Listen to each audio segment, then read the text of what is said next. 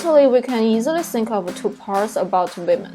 The gender identity that women are born is biological female, like many other animals, a creature with pregnancy ability.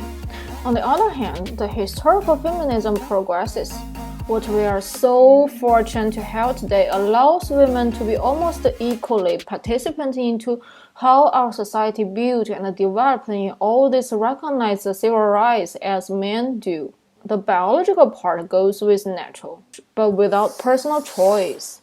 The civilized part goes with progressive liberation, but without clear and detailed enough brain fruit. Today, very often we have seen women behave more like men, as they are afraid to do what men do. So many women dress like a man, drink like a man, smoke like a man, work out like a man, being ballsy like a man, dating for sex like a man. Even some elite women have evolved into someone the general female public felt weird and unacceptable. Some of you may argue that it's not women's behaviors like men's. Instead, women have embraced the ever equality of all these behaviors. But behind these mimic and equal behaviors, neuroscientists have found androgen women increase if they stay in workplaces for a longer time to compete with others. This important finding reminds us to ponder, what are women themselves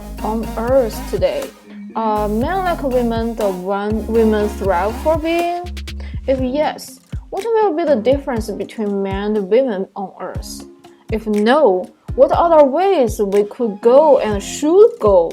Whether you come up to answer yes or no, I would like to deliver you a clear message first. The liberation of feminism progresses in last more than 100 years have brought to women is nothing wrong. And like men women come out, we see today are not any faults of women. Why? Because like many other liberation movements in history worldwide, liberating ourselves from an old world is only the very first step. How to rebuild a new world is the next and the most important mission.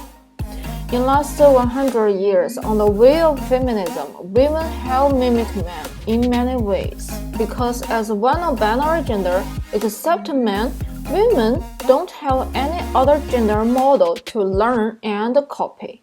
In the last 100 years, on the way of feminism, women have mimicked men in many ways because women have to compete and stand out among men in education and in career in whatever fields that men have been dominated for thousands of years to showcase their real capabilities and power for gaining real identity recognition, respect, and gender equality. This is an understandable growth path for the second sex as the minority on gender.